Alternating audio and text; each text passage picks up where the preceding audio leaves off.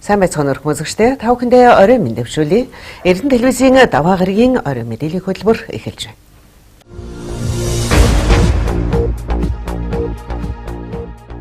Эхний хэмээдээ танилцуулъя. 5 дугаар сарын эхний 20 хоногийн байдлаар Эрдэнэ үйлдвэрийн хэмжээнд үйлдвэрлэлийн төлөвлөгөөт үзүүлэлтүүд бүгд биелсэн амжилттай байна. Энэ тухай мэдээлэлээр хөтөлбөр эхэлж байна.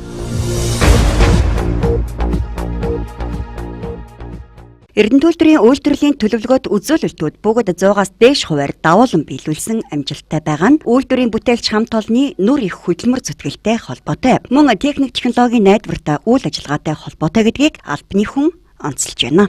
5 дугаар сарын эхний 20 хоногийн байдлаар үйлдвэрлэлийн үндсэн үзүүлэлт төлөвлөгөөний дагуу бүх үзүүлэлтүүд 100% давуулан биелүүлэн ажиллалаа. 5 дугаар сарын эхний 10 хоногийн байдлаар ил урхан хамт олон хуулийн цул гаргалтыг сая 300 мянган тоноор буюу 64.8 мянган тоноор давуулан биелүүллээ. Мөн хөдөр олборлолт 1.7 сая тонн хөдөр олборлож 80 мянган тоноор давуулан биелүүлсэн байна.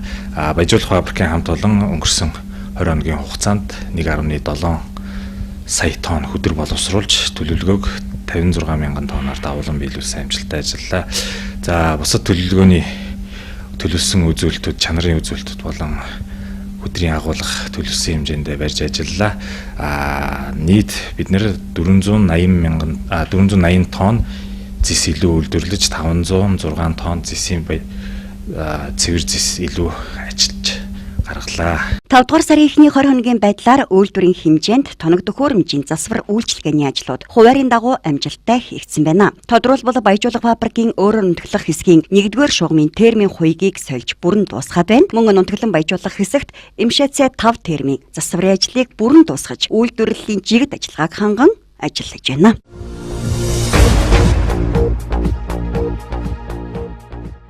Засаг даргын шуурхай зөвлөгөө өнөөдөр боллоо. Зөвлөгөөнөөрөө төрийн байгууллагуудын цаг үеийн холбогдлолтой мэдээлэл болон хийж хэрэгжүүлсэн ажлын биелэлтийг хэлцэж, энэ 7 хоногийн ажлын чиг үүргийг хэлтэс албадын дарга нарт өглөө.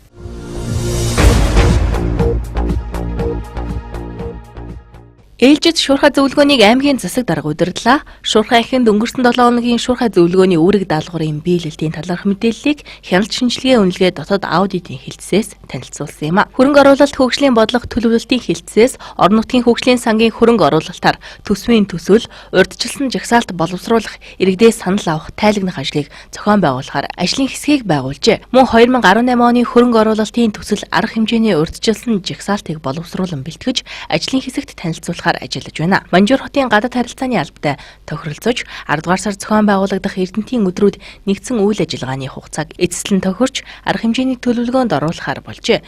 Түүнчлэн хууль зүй, дотоод хэргийн яамтай хамтран захиргааны ерөнхий хууль захиргааны хэм хэмжээний актын сэдвээр аймгийн иргэдийн төлөөлөгчдийн хурал, засаг даргын тамгын газар, засаг даргын эрхлэх асуудлын хүрээний агентлаг, сумдын засаг даргын тамгын газрын удирдлага, мэргэжилтнүүдэд сургалт зохион байгуулсан байна. Энэ сарын 19-ний өдөр бүх нийтийн цэвэрлэгийг зохион байгуулж, хотынхоо орчныг цэвэрлэхэд 16 багийн 371 байгууллагын нийт 3000 гаруй иргэд оролцсон тухай мэдээллээ. За нийтдээ бол 6.8 км урт ургамлан хашлага хийн. За энэ ажлын хүрээнд шуудуу ухах ажлыг отхон бэлгийн гудамж, залуучуудын гудамж, нацаг доржийн гудамж, Терковын гудамжны 2 дугаар микрийн тал, уурхаачны гудамжинд хийгээд байна. Нийтдээ 3085 метр шуудууг ухаж бэлэн болгосон байгаа. За энэ нь бол ажлын 50%. За ухсан шуудуунд тарилт хийх шаардлагатай хар шороо элс бууцыг татаа авч тарилтыг хийж эхлээд байгаа. Өнөөдрийн байдлаар 3800 ширхэг шар хойсыг тарьдсан. За тарилтын дараах арчилгааг хийж байна. Орхон аймгийн хэмжээнд энэ жил нийт 3800 орчим гад улаан будаа тариалах ёстойгоос одоогийн байдлаар 1270 орчим гад өрсөлдөө хийгээд байна. Улаан будаа тариалж байгаа аж ахуйн нэгжүүд хүнс хөдөө аж ахуйн яамны тариалан эрхлэлтийг дэмжих сангийн зээлд хамрагдаж, шатхууны урьдчилгаа, үр бордооны дэмжлэг авч тариалалтаа эхлүүлжээ. Улаан будаан тариалалт цаг агаарын нөхцөл байдлаас их хамаардаг, эрсдэл өндөртэй байдаг ч өнгөрсөн жил гаагаас 31.1 центнер ургац хурааж байсан. Жаргалан цумын засаг дарга захирамж гаргаж, тариалангийн талбайд ойрхон бусан мал бүхий айлдвар зүрхүүдийг нүүлгэх шийдвэр гаргаж шаардлага хөргүүлсээр байна. За харин зам засварын ажлын хувьд эх 7 хоногт замын нөхөөсийг хийж гүйцэтгэж дуусгахаар төлөвлөжээ. Цэцэрлэгжүүлэлт ногоон байгууламжийн газрын албан хаагчид 5 дугаар сарын 15-наас уртсгсан цагаар ажиллаж нүх ухах ажлыг эхлүүлсэн. Энэ ажлуудаагаар 50% явцтай байна. Харин хаврын тариалтын ажлыг эх 6 дугаар сарын 10 гэхэд дуусгахад анхаарч байна. Энэ жил 3800 шарх байс тарьж байна. За мөн хаврын малт төлөлөлт 77% байгааг шуурхай зөвлөгөөний үеэр мэдээллээ. Баянөндөр жаглан цомдын хувьд өмнө нь хийгдэж байсан хөрөнгө оруулалтын ажлуудын хэрэгжилт биелэлтийг шалгаж шаардлагатай арга хэмжээг авч ажиллахаар зорж байна.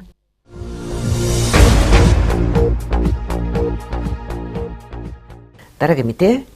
Эрдэнэ төлөвлөрийн баяжуулах фабрикийн хамт олон оны эхнээс үйлдвэрлэлийн төлөвлөгөө даалгавруудыг амжилттай биелүүлж ажиллаж байна. Хэсгүүдийн тоног төхөөрөмжийн найдвартай үйл ажиллагааг ханган засвар үйлчлэгийн ажлыг 25 хийж гүйцэтгэж байна.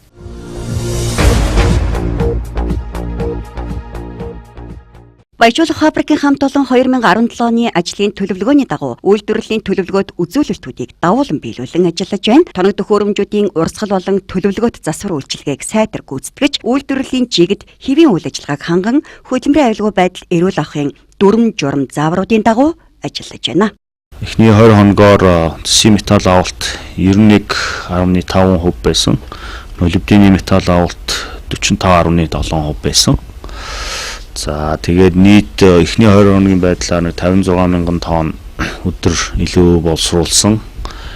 За засгийн бай тоонороо 544 тонн зэс илүү очсон. Вагоноор бол 18 вагон илүү ачаад байж байна. Баяжуулах фабрикийн бүтээлч хамт олон оны эхний улиралд үйлдвэрлэлийн үндсэн үзүүлэлтүүдийг бүгдийг нь 100-аас дээш хувиар давуулан биелүүлсэн амжилттай байлаа. 5 дугаар сарын эхний 21-ийн байдлаар гаргасан үйлдвэрлэлийн үндсэн үзүүлэлтүүдийн биелэлтээр ч мөн адил үйлдвэрлэлийн төлөвлөгөөт үндсэн бүх үзүүлэлтүүдийг 100-аас дээш хувиар давуулан биелүүлсэн амжилттай байна. Баяжуулах фабрикийн хэсгүүдийн тоног төхөөрөмжийн найдвартай үйл ажиллагааг ханган засвар үйлчилгээний ажлыг хуваарийн дагуу амжилттай хийж гүйцэтгэж байна.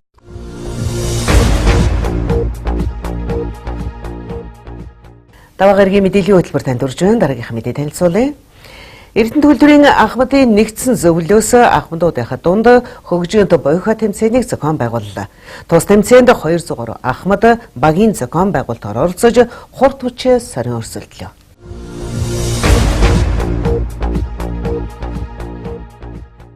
Эрдэнэ төлөвлөрийн Ахмадын нэгдсэн зөвлөл Ахмад залуу үеийн холбоог бэхжүүлэх, тэтгэврт шинээр суусан Ахмадын сэтгэл зүйн эерэг нөхцөлийг хангаж ажиллаж байсан ажлын байр болон цехтэй нь ойр холбоотой байлгах зорилгоор үйлдвэрийн нэг цех нэгж болон зохион байгуулалтаар ажилладаг. Үйлдвэрийн Ахмадын тоо сүүлийн 4 жилд 2 дахин нэмэгдэж 2030 Ахмадтай болоод байна. Ахмадын нэгдсэн зөвлөлөөс Ахмадуудаа эрүүл урт наслах арга ухаанд сургах, тэднийг нийгэмд идэвхтэй байр суурь эзэлж, өөдрөг сэтгэлээр амьдралд хандах, идэвхтэй хөдөлгөөнөөр байнга хичээлж, эрүүл агаарт тогтмол явган алхаж байх, нийтийн бүжиг, хийн дасгал, бяцлаглаар хичээлэх, хамт ажиллаж байсан Ахмадуудтайгаа сар бүр уулзаж, залуунаас ажиллаж байсан үеийн дурсамжаа хуваалцах боломжоор ханга ажиллаж байна. 2016-аас 2017 оны өвөл цагийн соёл спорт, боловсролын ажлын хаалтын ажиллагааны хүрээнд өнөөдөр спортын олон төрөлд хөгжөөнтэй буухай тэмцээнийг Хангарт Палас зохион байгуулж, хийн тасгалын тэмцээнд шалгарсан багуудын үзүүлэх тоглолтоор эхэлж, спортын олон төрөлд хөгжөөнт буухай тэмцээнд 14 цехийн Ахмадын баг оролцсноос эрдэсүүлч компани баг тэргүүн байр, барилга засварын цехийн баг 2 дугаар байр, нийгмийн цехүүдийн холимог баг 3 дугаар байр, автотеврийн байгууллагын баг 4 дугаар байр эзэллээ. Ер нь бол манай Ахмадын нэгдсэн зөвлөлөөс гол анхаарч хийгддэг зүйл маань Ахмад хүн эрүүл урт наслах энэ нөхцөлийг л бүрдүүлэх ёстой. Бид нар тэгэхээр заавал нэг уралдаан тэмцээн гээд байх энэ бол хамаарал цөөхөн оролцоо багтай байдаг учраас ер нь хамгийн олон хүн оролцсон ийм тэмцээнийг бид нар одоо зохион байгуулж явуулдаг. За тэмцээнийг бол бид өөрсдийнхөө дотоод хуримтлаараа санхүүжүүлж ингээд зохион байгуулж явуулдаг. За өнгөрсөн 4 жилээс хойш гэх юм бол анхны жил нь бид нар явган алхалтыг одоо нийт хүмүүст хамааралтай болгож ингээд явган алхацгаая гэсэн. Явган алхалт бол одоо хүний эрүүл байх, одоо хөшөхгүй байх хамгийн одоо чухал нөхцөл. Дараа нь хөдөлгөөний хамгийн төгс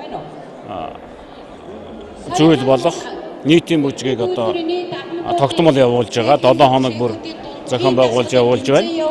Ахмадын нэгдсэн зөвлөлөөс спортын ордон, соёлын ордон, Эрдэнэт соёлын зохицол салбартай хамтран ажиллах гэрээ байгуулж 7 хоног бүр нийтийн бүжгээр хичээлэх, шүнээр сурах, сар бүр дуулах өдөр дуун цэнгүнд оролцох, 7 хоногийн 5 өдөрт нь өөрсдийн сонгосон спортын төрлүүдээр хичээлэх зэрэг тогтмол үйл ажиллагааг зохион байгуулж байна.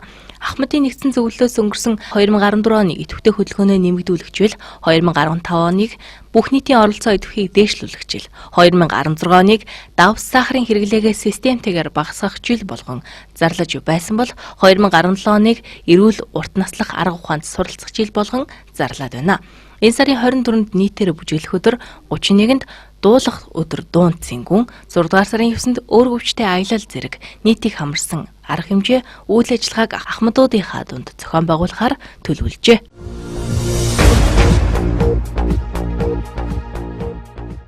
Мэдээ үргэлжилж байна. Эрдэнэт төлөвлөлтөд шинээр ажилд орж байгаа ажилчдын сургалт 2-ын дагуу явагдаж байна. Сургалт 2 хоног үргэлжилнэ.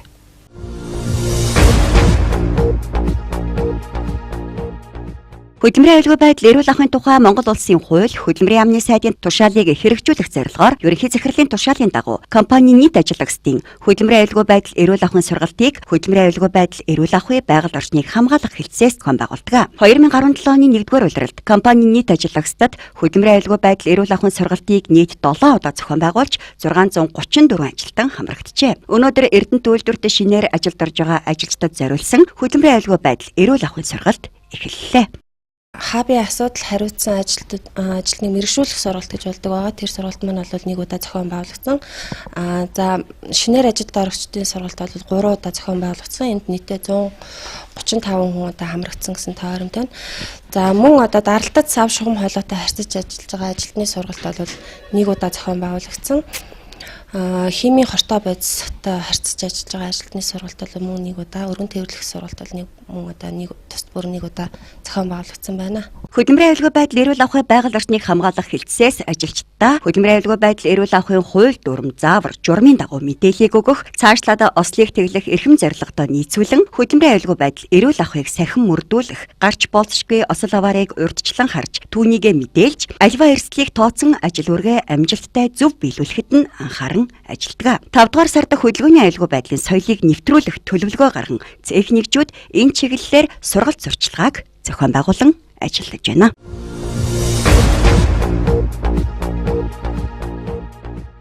Катюша Орос цэцэрлэгийн 40 гаруй хүүхэд сургуулийн өмнөх боловсрол эзэмшиж төгсөлтийн баяраа тэмдэглэлээ. 2017-оос 2018 оны хичээлийн жилд 150 хүүхэд тус цэцэрлэгт элсэн суралцгаар бүртгүүлсэн байна.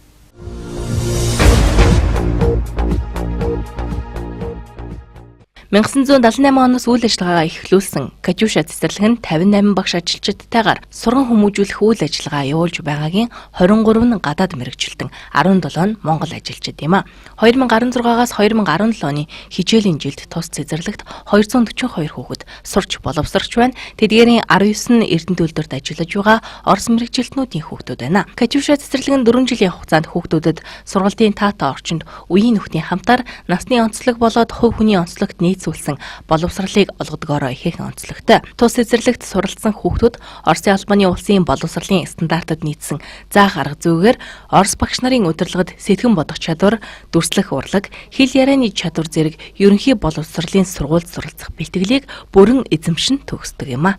Манай Катюша цэцэрлэг нь хос хэлтэн бэлтгэх зорилгоор сургалтын үйл ажиллагаагаа явуулдаг. Цэцэрлэгт сурч хүмүүжиж эхэлж байгаа хүүхэд багчууд маань гадаад хэлийг төрөлх хэлтэйгээ нэгэн хичээл зарчмаар сурч эхэлдэг бол эцэг эхчүүдийн үүрэг оролцоог нь бүхэл өдрийн туршид Орос багш нар гүйцэтгэж байгаа юм а. Харилцааны шаардлага нь энэ гадаад хэлийг сурах үндсэн сэтэл болж таатай нөхцөл орчны үед уг гадаад хэл нь 2 дахь төрөлх хэл болон хувирдаг. Хос хэлтэн байх чадварын давуу тал нь ой тогтоолт нэмэгдэх, хэлний аливаа үзэгдлийг хэлэлцэх, задлан шинжлэх ойлгоход тустай, сэтгэн бодох чадвар, аливаа үйлдэлийг үйлдэх хурд, тооны бодох чадвар болох логик сэтгэлгээнд нь ач тустай байдаг. Бүрэн төгс эзэмшсэн гадаад хэлтэйгч нар нь хийсвэр шинжлэх ухаанд утга зохиол болон бусад гадаад хэлийг илүү амжилттай суралцаж, Европ сэтгэлгээтэй олж, хүмүүжлийн хувьд эс суртахууны өндөр хэмжүүрт захирагдаж хүмүүждэг юм.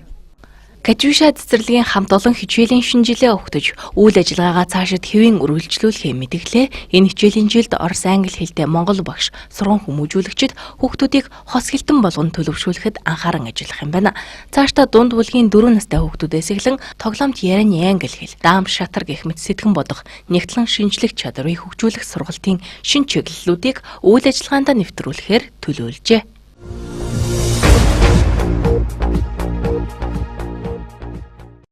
Манай мэдээллийн хөтөлбөрөөр зочны ярилцлагын цагаар үргэлжилж байна. Зочинтой сэтгүүлч Бямбан ярилцсан.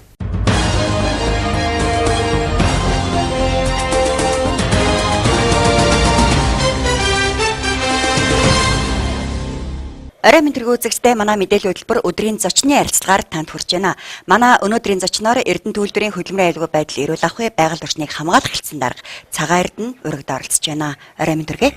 За сайн байцгаана. Нийт телевиз үзэж байгаа үзэгчдээ энэ орой мэндийг хүргье. Нийт төрөнд хөдөлмөрийн аюулгүй байдал чих бол энэ ч үднээс бид хөдөлмөрийн аюулгүй байдал эрүүл ахуйн соёлыг ажлын байранд нэвтрүүлэх сарын анги 4-р сард одоо явуулсан байгаа. Үүний дүн мэдээлэл гарсан байгаа. Хойлоо ярилцлага эндээс эхлэх үү? Тийм ээ. Тэгэхээр 4-р сард хөдөлмөрийн аюулгүй байдал эрүүл ахуйн соёлыг нэвтрүүлэх аян зарлаад дүн гарсан. Дүн гарахад одоо 1-р шатнд энэ засвар угсралтын цэг, хэрчмүсний цэг, спортын ордон, тээвэр логистикийн ордон, үйлчилгээ аж ахуйн алба зэрэг одоо газрууд ихнийх нь одоо шалгаруулалтаар тунжуулсан. За үүнээс 2-р шатнд нь 5 цехүүдийн ажлын байруудад бодит үнэлгээг комиссн үнэлж газар дээр нь дугнасан. Тэгээд үүнээс бол одоо үйлдвэрийн цехүүдээс тээвэр логистикийн алба нь 1-р байранд орсон байгаа. За энэ 2-р хэсгээс нь бол энэ үйлчлэгээ аж ахуй алба одоо 1-р байранд орсон. Тэгээд энэ болдлын дагуу бас энэ одоо 2 цэхэд бол бас 500-400 мянган төгрөгөөр шагнах тийм бас болдолтой. Энэ шагналын тушаал одоо аль биесээр гарна. Гарахаар одоо энэ одоо шагналын нөхдүүдэд гардуулах юм.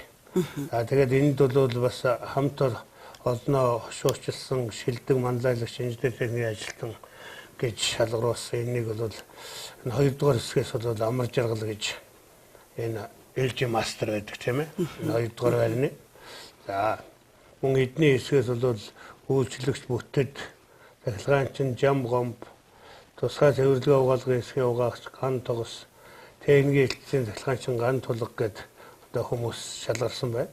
Мөн одоо совд гэж 2-р хэсгийн ажил одоо хаалгач байдгийн байна л да. За тэгээд энэ ажлын үр дүн гараад энэ үр дүнгээ бид нар нийт үйлдвэрийнхаа хамт олон сурчлах зорилгоор одоо нэн тэргүүн хаб гэж ийм манай электрон ийм сонин байдаг. Энэ сонингоор одоо ингээд одоо тараацсан. Энэ сонин бол одоо техникчүүдээр одоо ингээд хөрнө. За энэ сонингуудыг мөн дотоод сүлжээнд байршуулсан байгаа. Тийм учраас энэ одоо бүх одоо ажиллагчид бол энийг үүсэх боломжтой юм аа. Мөн энэний хажуугаар яг энэ үнэтэй зэрэгцээд бид нар ч бас тэр асуулт хариулт ялалт гэдэг тэмцээнийг зохион байгуулсан. Танахтай хамт зохион байгуулсан. Мөн одоо энэ сонин дээр одоо энэ мэдээнүүд нь гарсан байнамаа.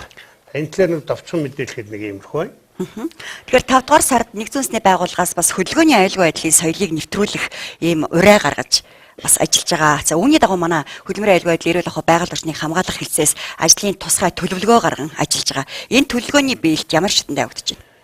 Тэгэхээр энэ нүүбэс гэж байгаа бас Монгол улс даяар үүнээс Эрдэнэ тот ялангуяа манай үйлдвэр бол одоо энэ ийм арга хэмжээнүүдийг тухайн үед нь зохион байгуулж явуулдаг. Сая одоо яг энэ аюулгүй байдлын соёлыг хөдөлгөөний аюулгүй байдлын соёлыг нэвтрүүлэх юм сарын ажлын төлөвлөгөө тэргүүндэд захирал шинэ батраад одоо батлуулаад энд одоо нийт нэг 10 гаруй юм одоо пунктууд орсон төлөвлөгөө орсон байгаа. Үүний одоо нэг одоо тэр нь бол одоо манайх хэвлэл мэдээллийн албатай бүх ажилтан албаа хаагчтай хэвлэл мэдээллийн хэрэгслэр ухуулан сурчлах, соён гэгэрүүлэх юм үйл ажиллагаа одоо зохион явуулж байгаа.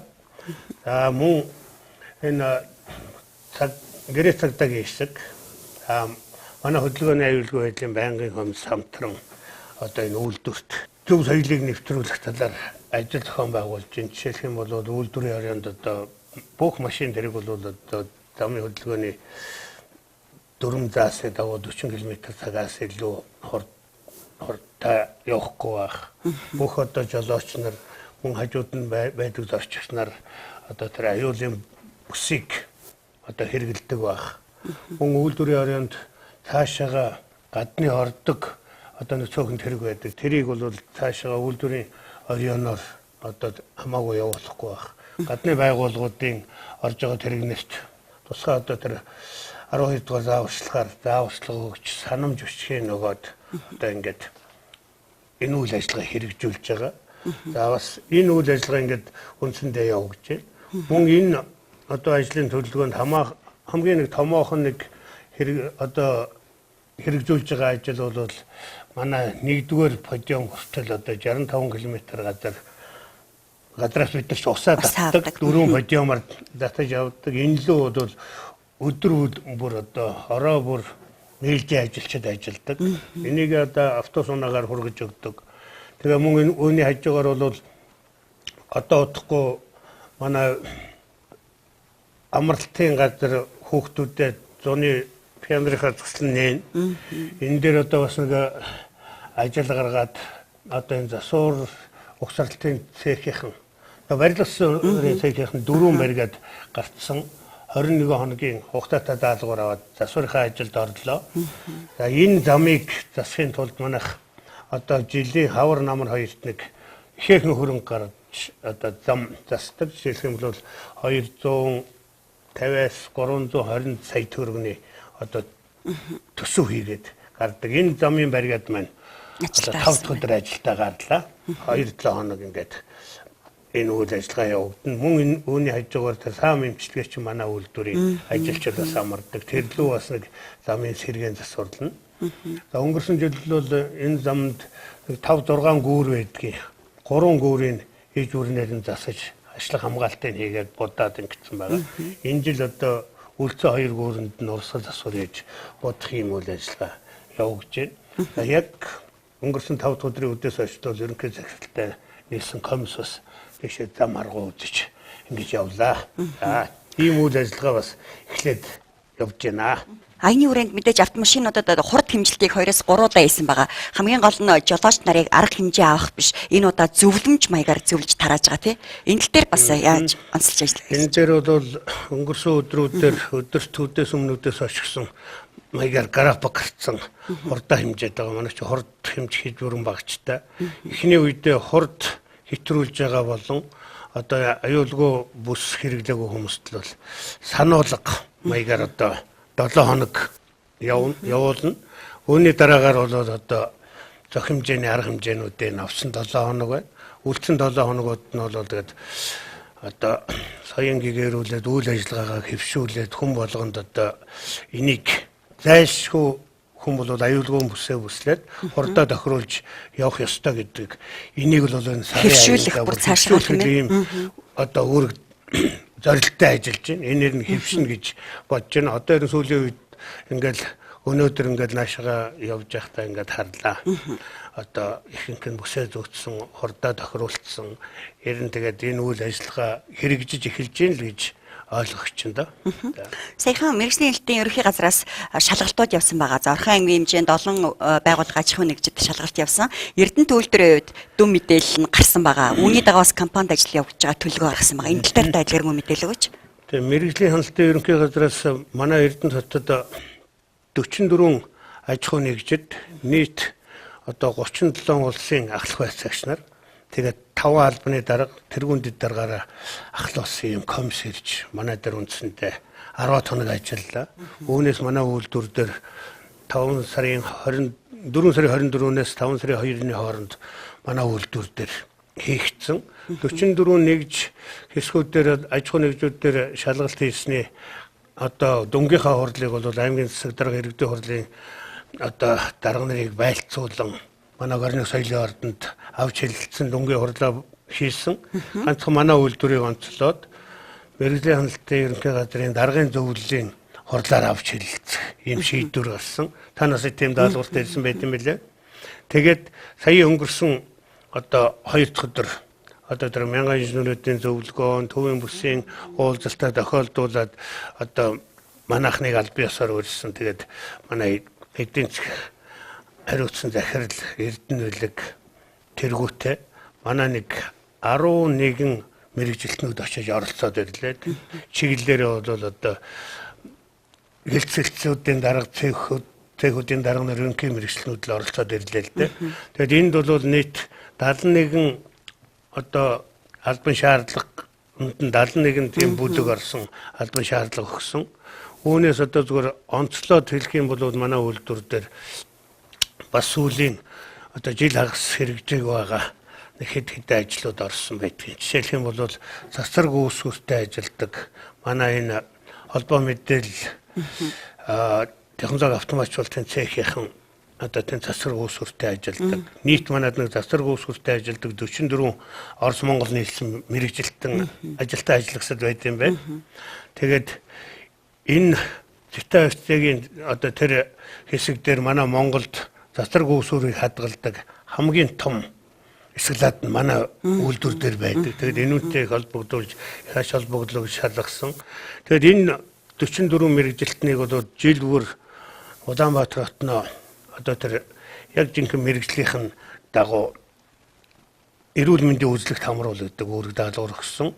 За энэ нь бол яагаад гэх юм бол яг тэр төв дээрөө цусны шинжилгээ аваад цуснаас нь улаан цагаан бөмбөгийг ялгаруулж газар дээр нь шинжилдэг ийм асуудал байт юм байна. Уг нь манай хүмүүс урд нь медфаст энэ энэгээр хийдэг байсан. Энийг бол шаардлага хангахгүй байна гэсэн. Тийм учраас бид нар энд нэг төлөвөө гаргацсан энэ мэрэгжлийн хяналтын ерөнхий газрын шалгалтын дүнгийн дагуу манайд одоо ерөнхий захирлаараа батлуулсан ийм төлөвөө гарцсан. Төлөвлөгөө нь одоо газар цех нэгжүүдэд тараагдсан. Дотоод сүлжээн дээр тавигдсан юм байгаа.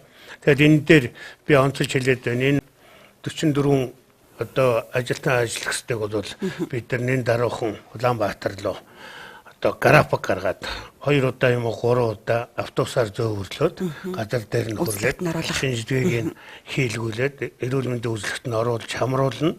За энэ хооронд нь бол яг автобусаар зөөж өмч өглөөс автобусаар тэнд нь өдрийн хоол идчихад шинжилгээг өгчөд хүрээд ирэхэд манайд л тийм асуудал байхгүй юм байна.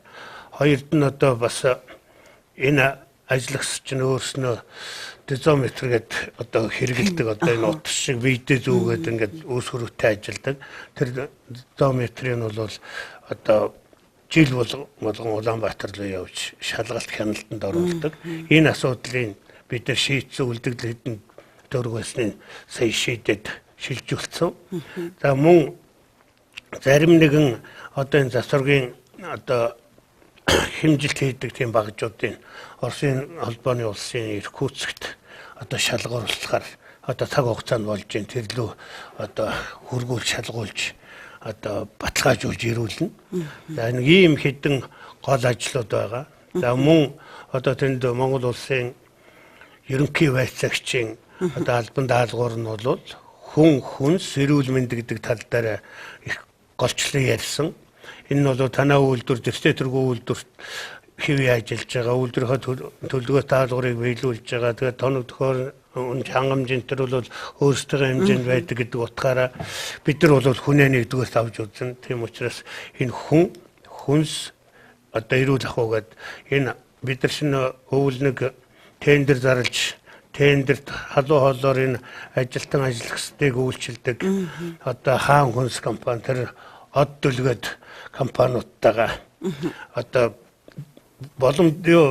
боломжийн ажиллаж байгаа гэвч одоо энэ шаардлага хангахгүй байна. Энэ дээр одоо зориудын орон тооны хоол зүйч тийм мэрэгжилтэй авч ажиллавал энэ хяналтыг өндөр дээд хэмжээнд байлгах гэсэн ийм одоо чиглэл өгсөн.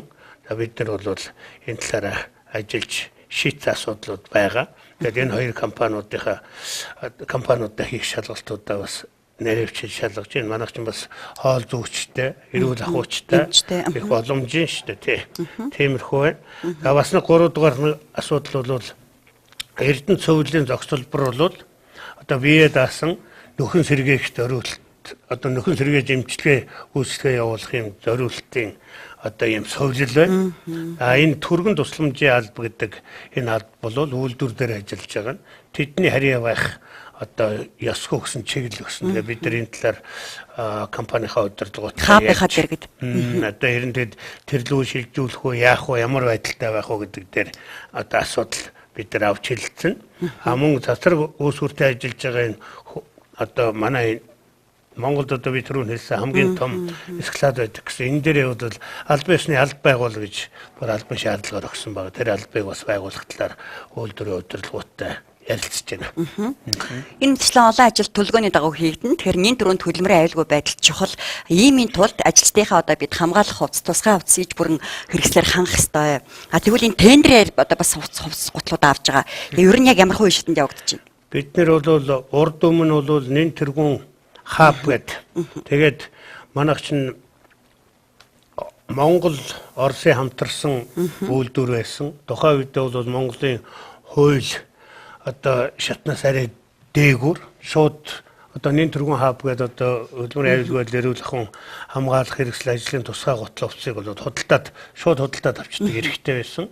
Одоо үндэсний үйлдвэр болоод ирсэн чинь энэ чинь тендерийн хууль гэдэг байт юм ээ. Тендерийн хуулийн дагуу компани хуулийнхаа дагуу. Тэгээд энд компани хуулийнхаа дагуу энэ үйл ажиллагааг бид нар хэрэгжүүлэхээр 4 сард албан ёсны 4 сарын сүүлчээр одоо 8 багцад манайх яг хамгаалах хэрэгсэл ажлын тусгай гутал хувцсын талаар 8 багц хийж тендерийн албан ёсоор одоо нээлттэй зарласан байгаа. Энэ тендерийг шалгаруулах үйл ажиллагаа бол энэ тендерийг хүлээж авах үйл ажиллагаа оролцох компаниудаас нь бид нар 6 сарын 2-нд давна. Одоогийн байдлаар тендер худалдаад оролцох сонирхолтой компани гадаад дотоодын компаниуд тэрийг худалдаж авч байгаа. Тэрүүнийг одоо 6 сарын 2-нд бид нар авторд нээх ёстой. Түүний дараа бид нар одоо үнэлгээнийхээ ороогоор оруулж шалгаруулна. Тэгээд анхудаа манай Эрдэнэт үйлдвэрт хөдөлмөрийн аюулгүй байдал эрүүл ахуйн хэлтээс одоо энэ тендерийг зарлаж байгаа нээлт. Тэгээд энэ үйл ажиллагаа хэр зэрэг болох нь вэ? За үүнтэй үндэслээд бид нар бас ажилчдаа бас тендер зарлаа шалгаруулад ингэтэл бас ажлын тусгай гутал хувцас хамгаалах хэрэгслүүдээр хангах ёстой. Тийм учраас одоо тендер зарлалтал бид нар бас өртсөн байдлаар одоо тендерийн хуулийн дагуу нэг 50 сая 30 саяас дотогш хэмжээгээр бид нар одоо бас хамгаалах хэрэгслүүд худалдаа авч байна. Жишээлх юм бол кассаг ажлын тусгай гутал хувцас сая гэрээ хийлээ. Энэ одоо ойрын үед одоо нийлүүлэгдэнэ. Ганцхан одоо нэг ажилчдын ажлын нэг бэлээ байдیں۔ Одоо нөгөө дотор тал нь ингээд эрдэнэ бүрхүүстэй ийм бэлэл одоо нэг яралтай авах ёстой байгаа. Энийг бол одоо хангамжлалтынхантай ярьсан удирдлагууд мэдж байгаа. Тэгээд энэ бэлэн 10,000-ыг авчих юм бол нэг хэсэгтээ бол энэ хамгаалах хэрэгсэл ажлын тусгай гутал хувцас нь тендерийг зарлалт боломжтой юм аа. Тэгээд энд бол манай үйлдвэрийн охин компани, Эрд сүлжээ компаниуд бол манай үйлдвэрт ихээхэн тус нэмэр болж байна. Нөгөө компанид очсон бас тодорхой хэмжээний үр ашигтай байдаг. Одоо ажлын тусгай гутал ажлын хувцснуудыг бүгдийг энд оюулж байна тийм ээ. Энийг харин сүүлийн үед энэ шин дарга нэрсэн хамтарч ажиллаад ажилчдын дунд судалгаа явуулаад баяжуулах африкт хэдээс хэдэн арзмарын гутлын одоо гутал хувцсны ямар улсууд өмсөж байна. Арзмараар нь зарим одоо тэр стандартын одоо бус улсууд байгаа шүү. Хитрхи өндөр, хитрхи намхан тарганч байт юм уу? Жижиг жижиг ийм улсууд нь бид нар газар дээр нь хэмжээг нь аваад захиалуулах юм боломжийг хангаж байна. Иймэрхүү байдалтай л байна да одоохондоо. Энэ мэтчлэн олон ажлыг хөдөлмөрийн аюулгүй байдал эрүүл ахуй байгаль орчныг хамгаалах хэлцээс зохион байгуулан төлөвлөгөөний дагуу ажлууд хийгдэж байна. Тэгэхээр бидний ярилцлах хугацаас өндөрлсөн байна. Сүүлчийн хормыг танд үлдээ бас асууж амжаагүй зүйл байл та мэдээлэл өгөөч.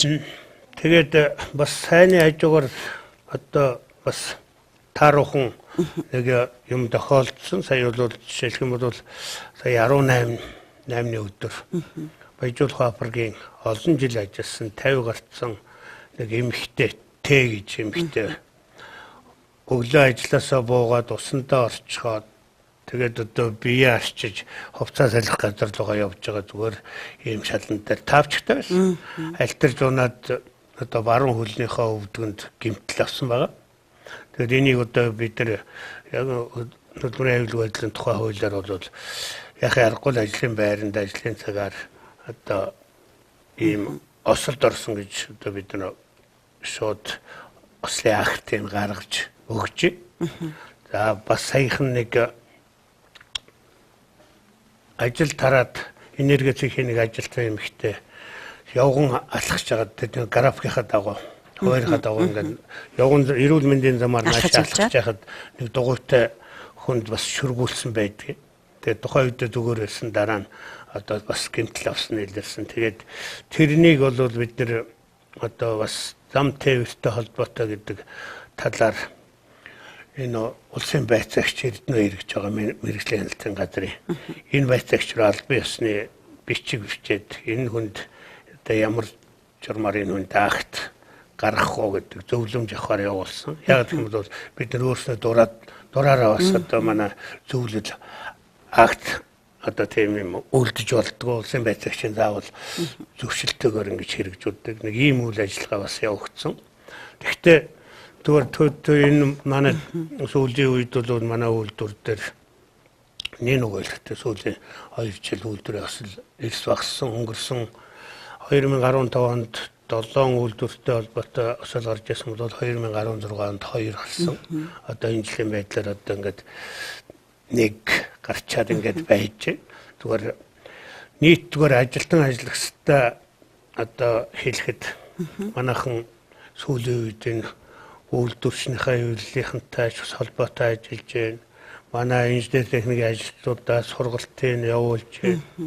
Мөн одоо энэ ажилчдаа бүх нийтийн сургалтыг бол урд нь 2 өдөр тэр аппликад хорж явуулдаг байсан бол энэ жил манайхан бас ярьж байгаад эхний нэг өдөр нь одоо 8-10 цагийн сургалтыг хийгээд дараагийн 2 дахь өдрийн бол ажлын байрны сургалтыг одоо тухайн улирлалд нь багтаагаад туршлагатай ажилтан ажиллагчтай холбогдож байгаа тэргээр ажлын байрны сургалт хийх гэсэн энэ нь бас манай ажилчдад бас их гайгүй сэтгэл ханамжтай байгаа. Яг гэвэл хүмүүсээс бас ирж ирсэн саналыг бид нэр бас үндэслэж тийм ажил хэрэгчдийн санал гаргалаад шийдвэр гаргалаа гэж бид нэр одоо бодож байна.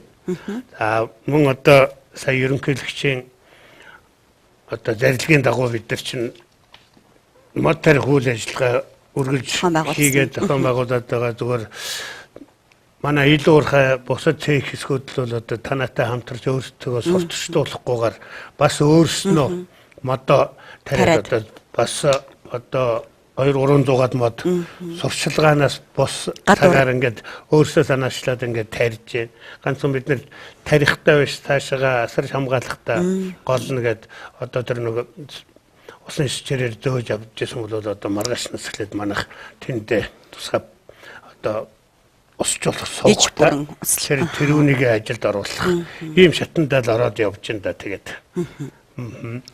За баярлалаа үзэгчдээ манай мэдээллийн хөтөлбөрийн өдрийн зочны ярилцлагаар Эрдэнэ төлөвлөрийн хөтөлбөрийн аюулгүй байдлын эрүүл авахыг байгаль орчныг хамгаалах хэлтсийн дарга цагаан Эрдэнэ оролцож цаг үеийн асуудлаар өөрсдийнхөө хийгдэж байгаа олон талтай ажлуудаас та бүхэндээ мэдээллийг өглөө. Таны цаашдын ажил үйлс амжилт хүсье. За ерөөлөөр болгээд хамтарч ажиллаж байгаа та бүхэнд ажлын амжилт хүсье. За баярлалаа. Мэдээллийн хөтөлбөр үргэлжилж байна.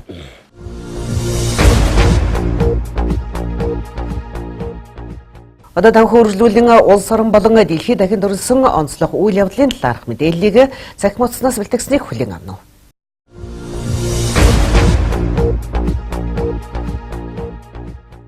Багш эмчнэрийн цалингийн зээлийн хүүг буурууллаа.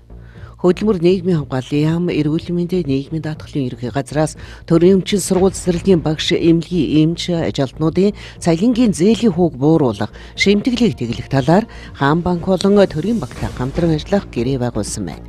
Цалингийн зээлийг иргэд жилийн 21-с 23% хүүтэй авдаг.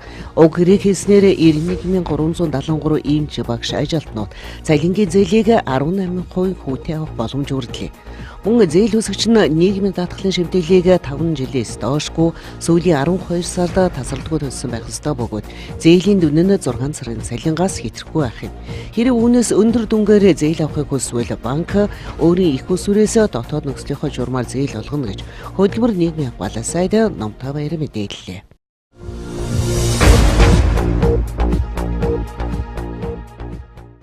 Нэгээс 2 дугаар ангийнхны зуны амралт энэ 7 хоногт эхэлнэ. Улсын хэмжээнд ерөнхий боловсролын сургуулийн 1-2 дугаар ангийнхны зуны амралт энэ сарын 25-наас эхэлнэ. 3-5 дугаар ангийн сурагчдын зуны амралт 6 дугаар сарын 1-ээс эхлэх юм байна. Харин 6-аас 9 болон 10-аас 12 дугаар ангийнхан 6 дугаар сарын 8-наас эхлэн амрах юм байна. Сурагчдын амралтын хуурийг боловсрол соёл шинжилгээ ухаан спортын сайд Батцуурын тушаалаар 2016-аас 2017 оны хичээлийн жилийн эхэнд баталсан бөгөөд цаашид тогтвортой мөрдөхөр болсон байна.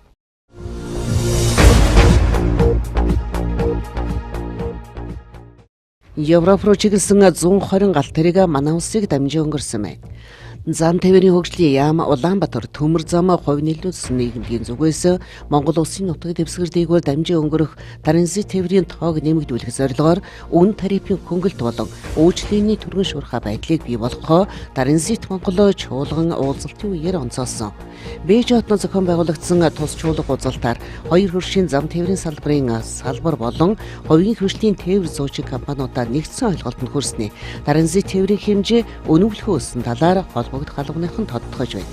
Тухайлбал 5 дугаар сарын 16-ны өдрийн байдлаар Хятад улсаас Европ руу чиглэсэн 120 галт тэрэг манай улсын нутаг дэвсгэр дээгүүр дамжин өнгөрсөн байна. Манай улсын нутаг дэвсгэр дээгүүр өнгөрсөн 2016 онд нийт 168 галт тэрэг дамжин өнгөрсөн байдаг. Салбар яамны зүгээс энэ тоог 2017 онд өсгөх замаар 400 вагон транзит тээврийг дамжин өнгөрүүлэхээр төлөвлөд байгаа юм байна.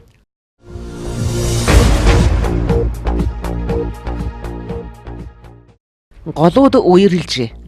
Улсын хурцны судалгаа мэдээллийн хүрээлэнгээс гаргасан мэдээллээр өнөөдрийн байдлаар Алтай нургас ихтэй ховд буян сакс харбуут чигэртэй голын усны төвшин өмнөх өдрийнхөөс 10-аас 15 см нэмэгдэж олон жилийн дундаж төвшинг 10-аас 40 см даван ирсэн байна.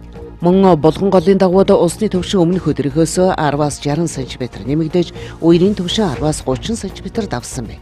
Иймд дээр дурдсан голын сав болон голын эрэг дагуу сууршиж зусаж байгаа малч тариаланчид аж ахуйн нэгж байгууллага ард иргэдийг үер усны аюулаас болгоомжуулж бага насны хүүхдийг хараа хяналтгүйгээр гол усны дагууд явуулахгүй тоглуулахгүй байх. Тээврийн хэрэгслийн жолоочноор баталгаатай гүрээр зорчих байгууллага хамт олон гэр бүл найз нөхдөөрөө амралт аял зугаалгаар явахдаа нэгдсэн зохион байгуулалтаа голон мөрөн нуурын эргээс зайдуу зорчихыг онцгой байдлын эрх газраас анхаарууллаа.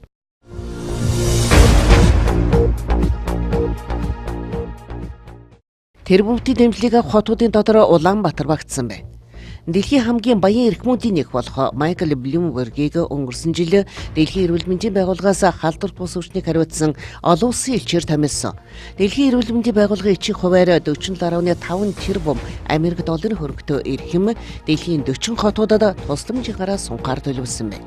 Чихэрлэг ундааны хэрэглээг багасгах, агаарын бохирлоо бууруулах, дасгал хөдөлгөөнийг сурталчлан дэмжих, тамхи талдад хориг тавиг зарах, амьдралын эрүүл хэм маягийн аль нэгийг хэрэгжүүлэхээр зорьсон 40 хотуудад Bloomberg Philanthropies компаниас 5 сая Америк долларын тусламж дэмжлэг үзүүлэхээс гадна техникийн тусалцааж үзүүлэх юм байна. Эдгээр хотуудад Австралийн Мельбурн, Колумби, Кали болон Медельин, Гани, Аккара, Монголын нийслэл Улаанбаатар, Балбын Катманду, Угандагийн Кампала зэрэг хотууд багтсан байна.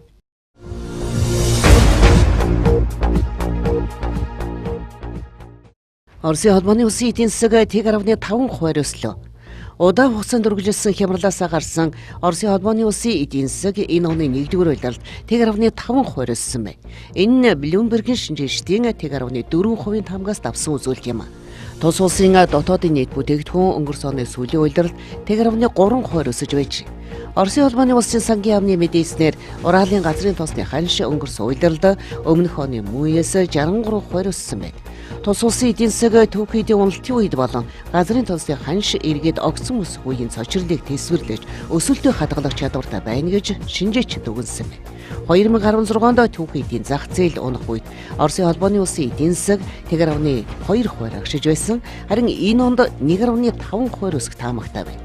Үүнд газрын тосны ханш тогтворж огтоо зэрэгцээд иргэдийн хэрэглээний зарцуулалт өсгөн дэмжлэг болно гэж шинжээчид тайлбарласан байна.